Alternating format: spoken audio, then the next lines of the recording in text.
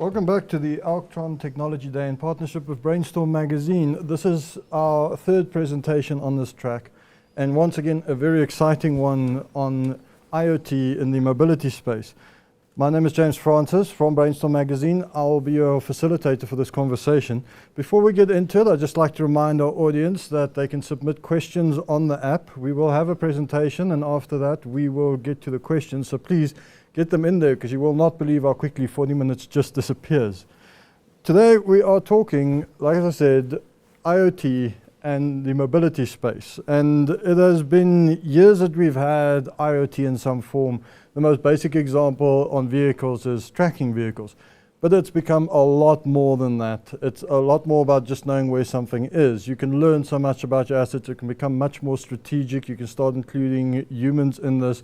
And in this conversation, you'll be surprised to learn that this affects far more industries than what we might think.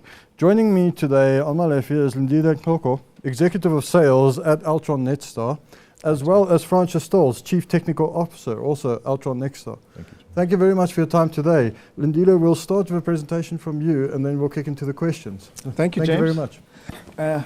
Thank you, James. Good morning, everyone. My name is Lindile Xoko from Netstar, as James has just mentioned. I couldn't be happier this morning than chatting to you about transforming the mobility space. I'll further expand on the true value of the Internet of Things. But first, accompanying me today is our Chief Technology Officer, Francois Stolz. And in a moment, we'll be having a conversation that includes your questions along with James. At the start, I'll contextualize using the macro environment, contextualize how you can extract value from these emerging technologies, and especially during difficult times. But first, I think let me talk about the age of technology. You know, the term, the Internet of Things, has sort of been a buzzword for, let's say, 5 or 6 years. But at Netstar, we've actually been quite fortunate that we've been able to do this for close to 26 years. Our journey started in 1994. And within that period, we've seen the evolution of this particular space. And that gives us a unique position of also seeing what's coming ahead in terms of the technology curves and seeing around corners. And today we'll be unpacking some of that. But what I want to say is, because we've got that unique view of across 26 years, we can safely say that the technology has moved past being a grudge purchase. Because if you consider technology can be an enabler for business, but as a consumer can be a tool of empowerment. In business, even though it's an absolute necessity, much like finance and accounting, much like legal, technology can become a competitive advantage if it's harnessed appropriately. But most importantly, you can use these technologies in the connected space to protect your employees and to protect your customers as well. And therefore, we'll be talking about that today. So let's move into, give you a lockdown overview in terms of how did the lockdown affect and have an impact on mobility in South Africa. So I'll take you through some statistics that should be of interest to you. First, consider this, that there's an estimated 12 million vehicles on South African roads across passenger vehicles and all the way to fleet. So keep that number in mind. When you then consider that 70% of our fleets were actually stationary during the hard lockdown. Now that has had an impact on jobs in the logistics space. That has an impact on organizations having to defleet. That's how economically impactful this lockdown has been for us. Just consider that number. 70% of our fleets were stationary, all right? The only verticals that were 100% functional is the agriculture space, because food delivery still needed to occur, as well as healthcare, because health supplies and medical supplies still needed to move from point A to point B so that it can get to us and help us on our journey to fighting the COVID-19 pandemic, as well as its ailments. Also interesting to know that out of that, 7 million vehicles were actually homebound. There's an interesting statistic that I'll share with you in just a few moments in terms of when I touch on the crime statistics. But of all of those fleets, there were 1.2 million logistic vehicles that were on the road feeding people. Now that gives us the importance of how important these fleets are. and coordinating and protecting this vital national fleet is absolutely critical and only possible with data and the power of the Internet of Things, because this was our absolute lifeline during the pandemic. Now I want to frame that, the importance of keeping our fleets alive and keeping them safe, because as I said, they're absolutely vital to our mere survival during this time. So I'll start on the right-hand side here in talking about the importance of these supply chains. As I've just said, that this was our lifeline during lockdown, because if you consider that during that time, the prevalence of social distancing means that e-commerce increased much more than brick and mortar. And it will continue to do so as we're still observing social distancing parameters. Therefore, these fleets are still going to be important in the movement of goods, and there's digital supply chains of moving goods from point A to point B, getting them from the suppliers to the retailers, to the distributors, and even to the household, so that we continue to observe social distancing. Because these enable the supply of food, for nourishment, for medicine, so that we can continue to fight this COVID-19 scourge, as well as fuel, so that we can fuel those very fleet, as well as the vehicles that are supporting the essential stuff that are out there. And we've seen, this is underpinned by what we've seen in terms of just the trends. There's been far greater global reliance on fleets since COVID-19. And we see that this trend is going to continue going forward. And therefore, then harnessing these technologies, harnessing these platforms in the Internet of Things space is going to be absolutely vital and critical to make sure that they are safe, that the drivers of these vehicles are safe, that the cargo is absolutely safe, that the assets themselves are safe, as well as the bottom lines of these organizations. Because it pained me quite a great deal to see these logistics organizations being impacted as much as they were during this time, where they've had to let go of people, their employees. And obviously that has a knock-on effect if you think that one employee probably takes care of 3 up to 10 people, or even more, because then that's a huge impact on our economy. And therefore we really have to empower and enable these organizations to be able to do that. But let me touch on crime trends first. And just share with you some interesting statistics around the crime trends. And if you remember, I said I was going to share an interesting statistic for you that you might find quite funny and interesting at the same time. So on these points, I'm actually going to start with the second one, which is hijacking.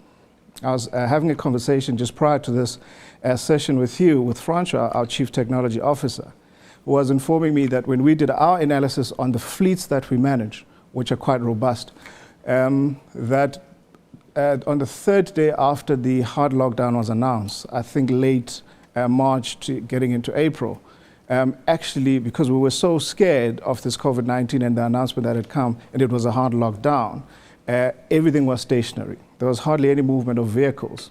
And the end result of that was actually there was 0 hijackings at that time. That's quite interesting, isn't it? But if you look here, we're saying carjacking and truck hijacking show a 12-month increase of 13.3% and 1.7% respectively. And this is according to the South African Police Services report that came out in July of this year. Carjacking and truck hijacking show a 13.3% increase and 1.7% respectively. And during the hard lockdown, remember I said 0%. Now these are not fun statistics to share with you. They're quite painful to share. But this also illustrates how we can use these emerging technologies and the Internet of Things in the connected environment to help control this, and at the same time to help secure lives and to protect the assets therefore. Let's talk about the murder and robbery. We're seeing that despite the drop in crime during lockdown, murder and robbery were up over the year to March 2020. Now, it's unfortunate, as I said, that I'm sharing this, but because of the impact to the economy, when the economy does this, unfortunately, inversely proportional, the crime usually does this. And therefore, the great equalizer in this particular space is how can we harness these technologies to prevent and manage the scourge of crime going up. And we're saying crime statistics. In the 3 months to June 2020, most crimes continued to decline, but at much lower rates than in previous months. The murder dropped by 11.8%, armed robbery by 21.3%, And the trend suggests that crime may return to pre-lockdown levels once these restrictions are lifted. For example, we've seen in the US that the crime and the murders have increased by an average of 37% across the 20 cities in June compared to May. And this is according to the Institute of Security Studies as published in August 2020 this year. Spare a thought for that. And as I've said before, in terms of the impact to employment, it's been quite a challenge. Stats SA has published, and I'm certain most of you have read these statistics that are quite scary.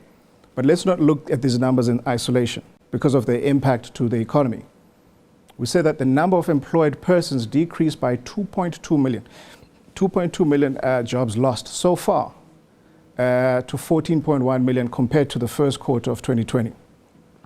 As I said, if you then consider that this is not a 1 multiplied by 1 sort of statistics, it's a 1 multiplied by 5, 10, 15, and especially in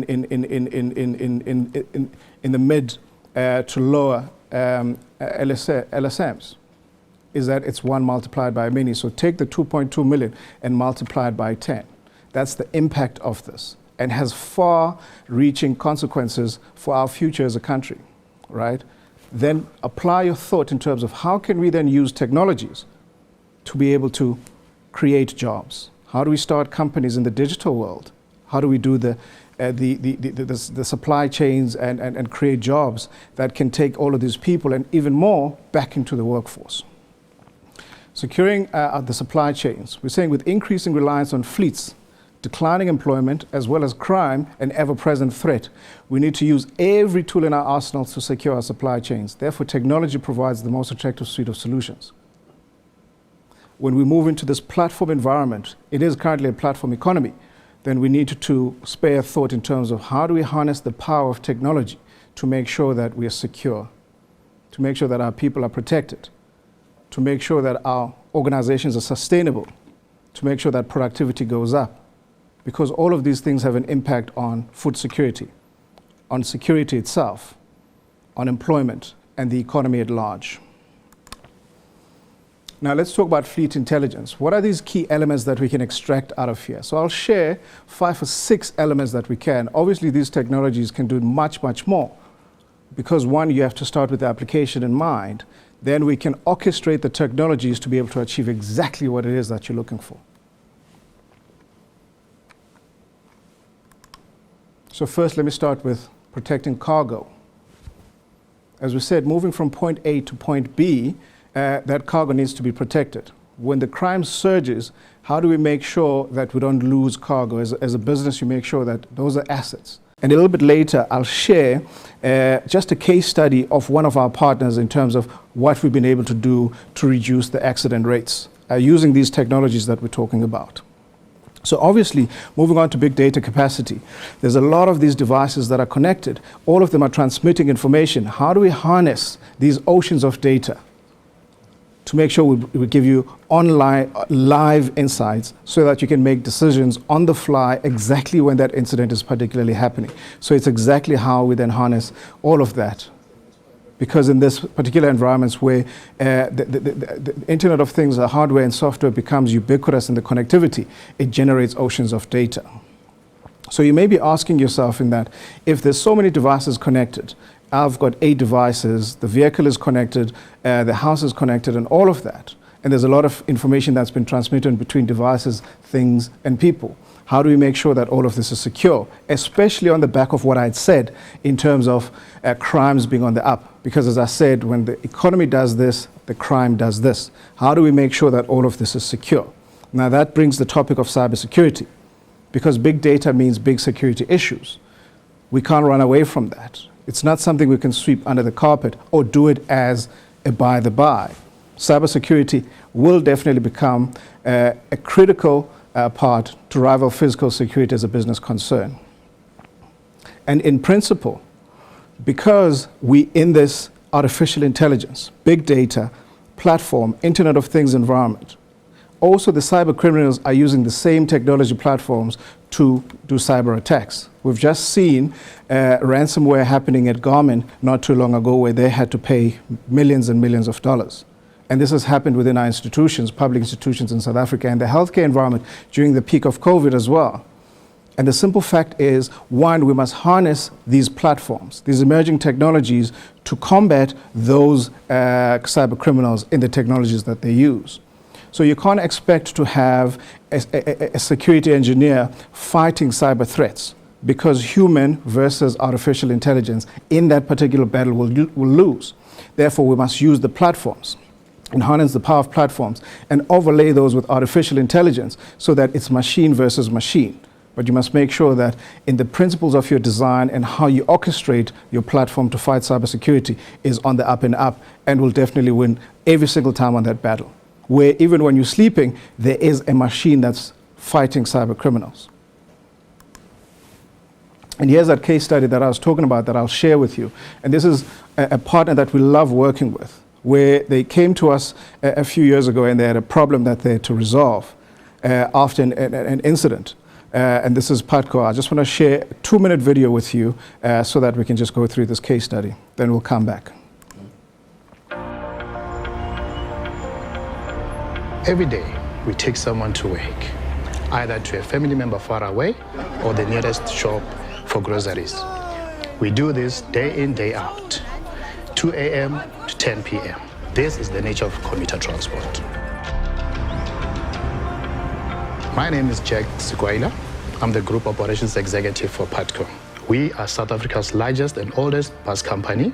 We operate roughly 1,400 vehicles. We transport over 290,000 commuters on a daily basis. It was in November 2013 when we got the news that one of our long-distance buses was involved in a major accident, killing 29 passengers from a bus, including 2 of our drivers.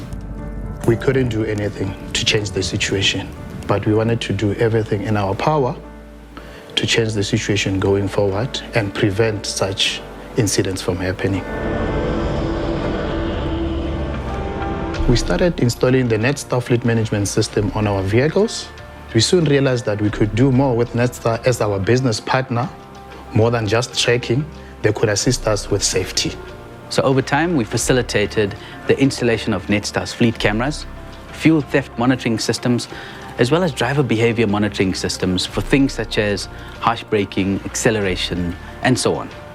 We also compile detailed accident reconstruction reports for Patco when necessary.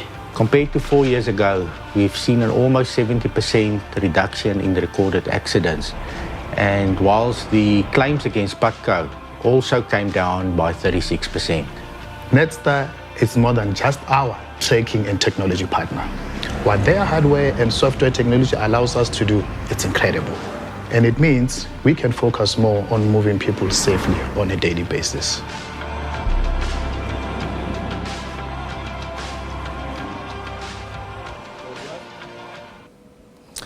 As you've heard there, Patco was able to reduce recorded accident by a staggering 70%, 70%. And this is what the applications and the positive outcomes that we can derive from organizing technologies appropriately.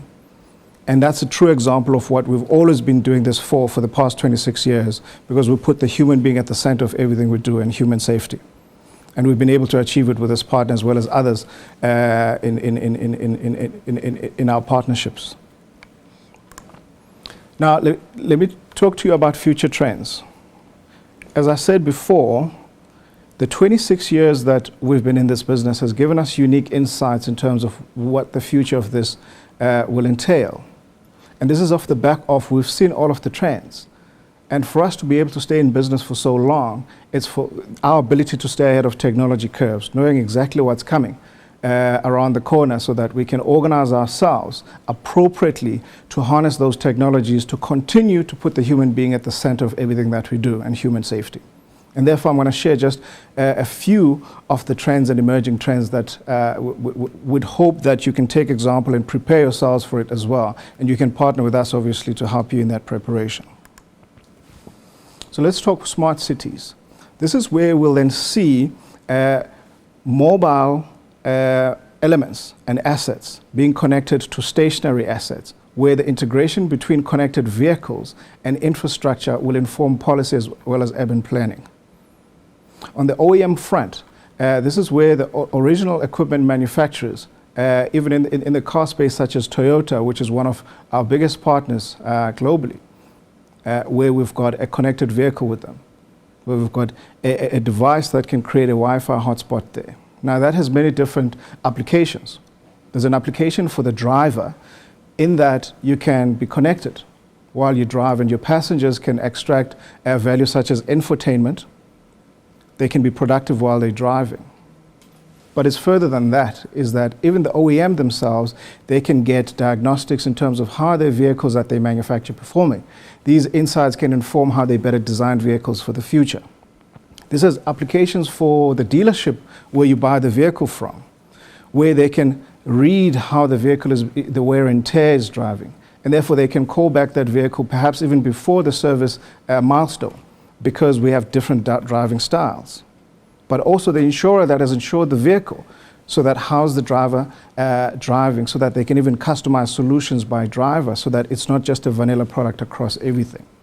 But also the bank that's financed the vehicle can extract some value from that, in terms of the vehicle that they finance over a period of 3, 5, or 6 years.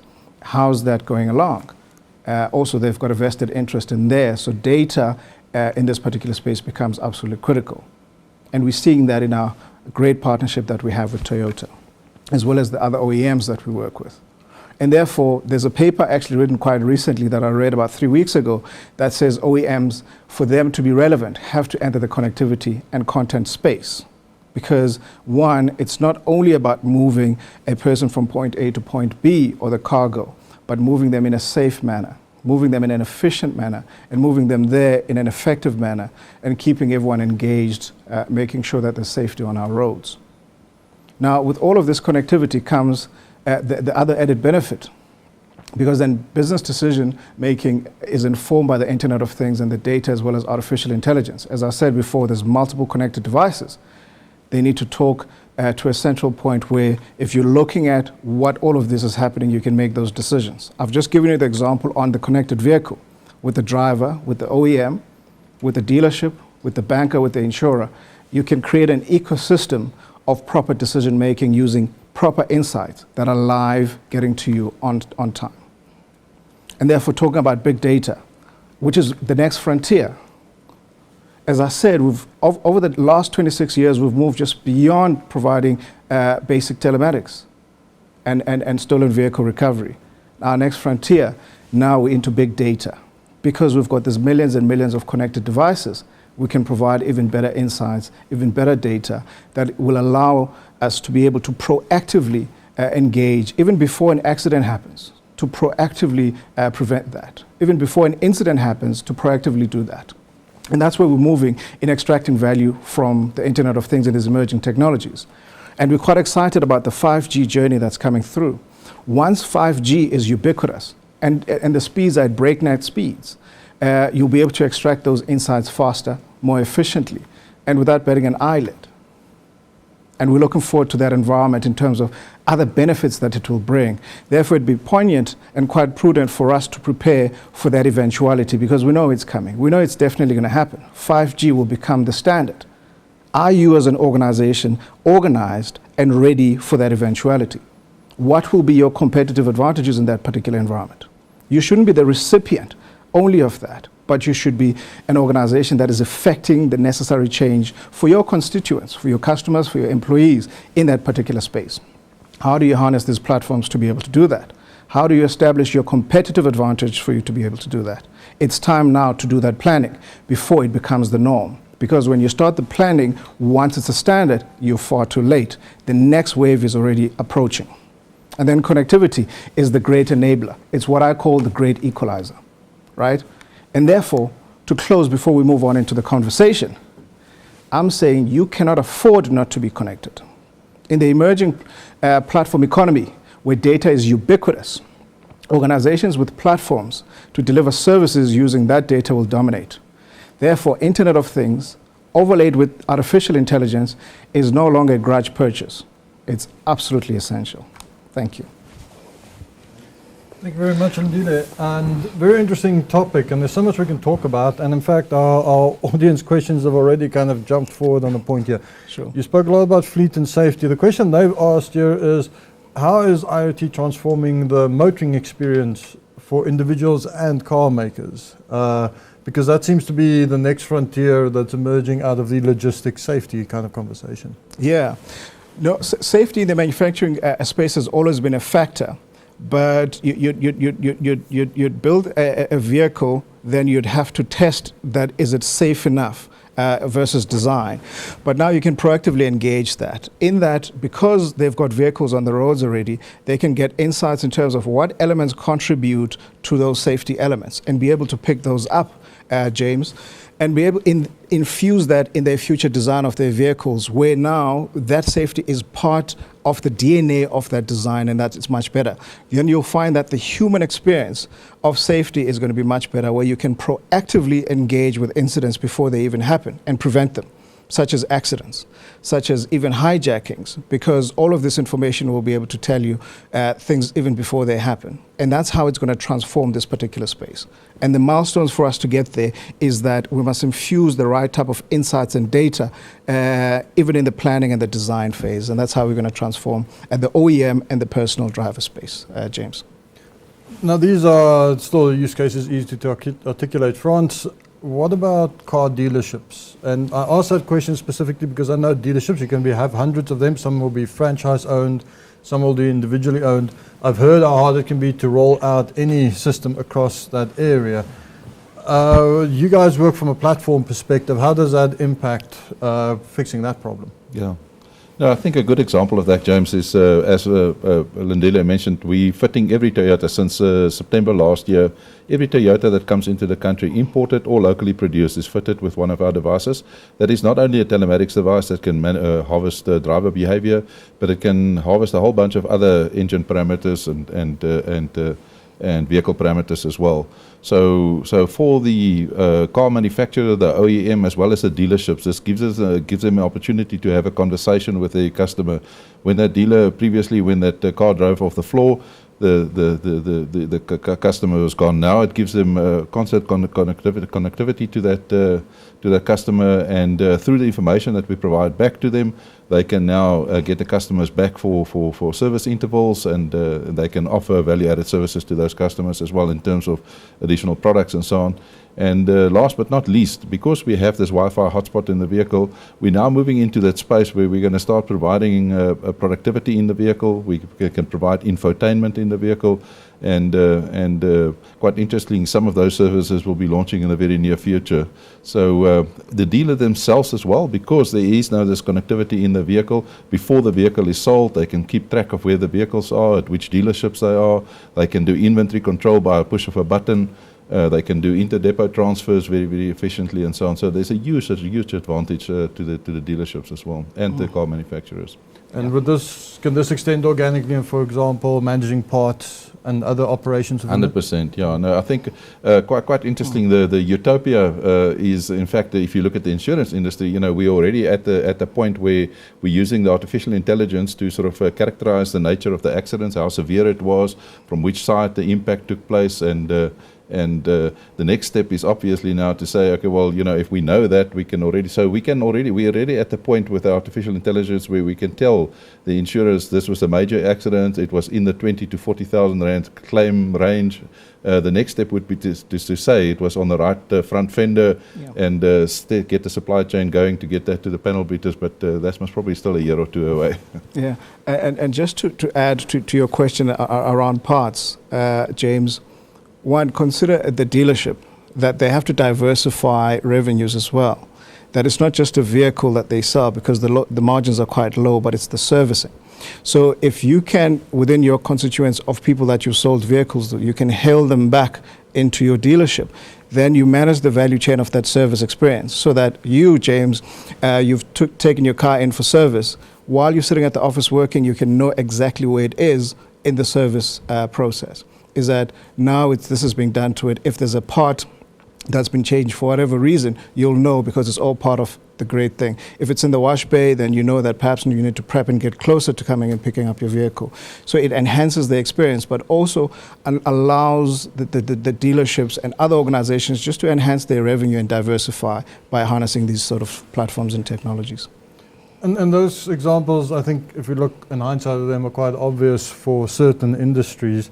There's the one industry I want to bring up because it affects them. They might not realize it, though others might not realize, and that is banking and vehicle finance. That seems very left of field for logistics or tracking vehicles. Where do they connect in terms of this? Absolutely, and these technologies are absolutely important to them and applies to the previous point that I've just made, because you've got a base, a debt book basically, at a base of vehicles that you've financed, and therefore you've got an interest in making sure that there's repayments, but also enhancing those particular revenues, because one, you'll get paid in interest as well as everything else. But if you make sure that that vehicle is safe for the duration of the time that you've financed it, by installing a device that's going to make sure that all of that happens, you can extract its true value, and you can also get some rebates from those value added, so you can enhance your revenues even. So it's one, growing vertically within your space as a banker, but also horizontally into what other value services can I inject in the vehicle that I can extract more value,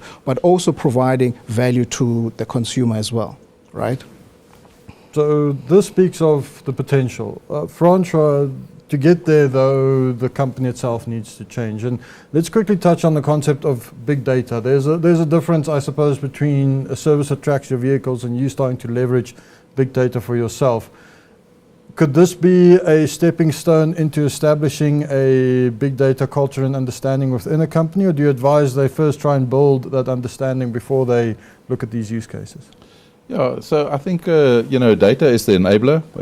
I think one of the previous speakers mentioned the data is the new oil, but the data is the enabler. And I think we realized a couple of years ago that we're in the best position to become the sort of a data-centric company that provides data to people that want to ingest data. So right now our model is not only to use the data for our own services, but we have insurance companies, we have banks, and other service providers, even traffic services. So if you driving along any of our major roads and you get traffic advisories from Sanrol, or if you drive a vehicle with a Garmin head unit in it, that traffic information is Netstar information that we provide to them in an anonymized manner for data privacy purposes. But so the data platform that we have built is a pure in-house data platform, and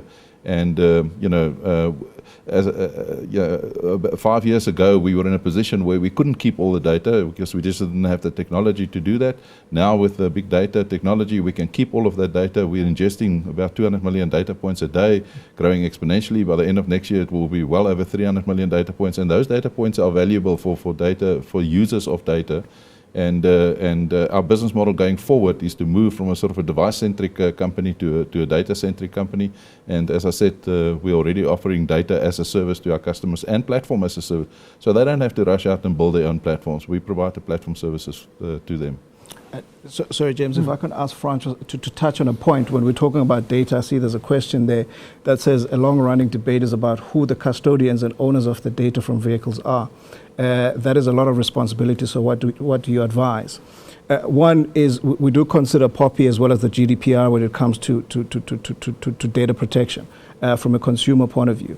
And therefore, we have those frameworks that the owner of the data must own the data. It sounds simple, but I'd like you to expand on that as the expert. No, 100%, Lindile. I think there's no doubt in our minds that the end user is the user of his own data, and we would never do something with that data without the consent of the end user.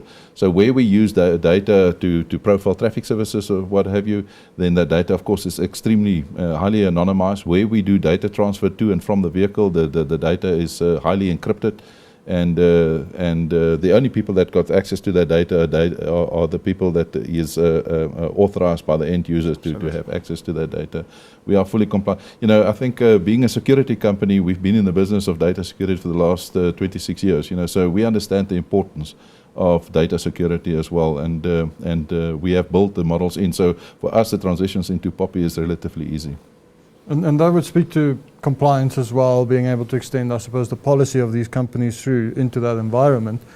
But there is the question then of culture change. And Lindile, maybe you can speak on this. As we see in the Patco video, they said we start looking at safety, we realized we could do a lot more. Yes. That a lot more, that's where all the real potential for this sits. Right. But what should companies or customers be aware of in making that leap from just going from almost a passive gathering of safety data to something that can actively influence your strategy, your business model? What does that transition involve? No, absolutely. That's a great question, James. And I'll be very frank in terms of this IoT thing. When it was started to be bandied about, there was not a lot of organizations that actually understood how to approach it, because it's so robust, it's so big, it's very easy to get it wrong. And therefore, the advice that I would have is start with your immediate problem as the application that you're looking for.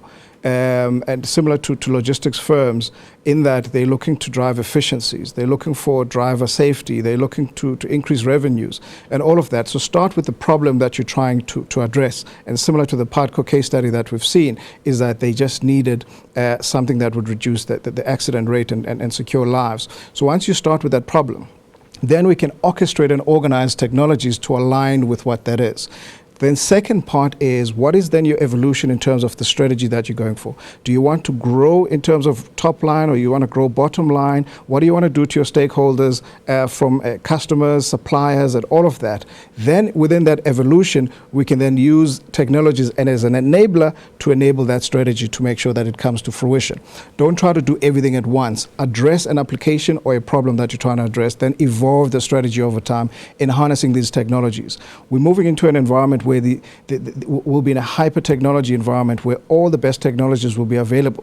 And therefore, strategy needs to inform how we then organize that. And therefore, there must be a culture of adoption. And as I said earlier on, James, that technology is no longer a grudge purchase, but it's as instrumental in your business as you do your finances, such as when you're applying your IFRS, so and so forth, such as your legal, such as your compliance. It's an absolute part of the DNA, and therefore infuse it as such so that it can give you those competitive advantages and an enabler and empower of strategy as well. Fantastic. Thank you very much. We are out of time, so I just want to say Francois Stolz, Chief Technical Officer at Altron Nexstar, and Lindile Xoko, Business Sales Executive also at Altron Nexstar. Thank you very much for your time today. Thanks to you, You're James, welcome. and thanks Thank everyone. You. Thank you. Thank you, everybody.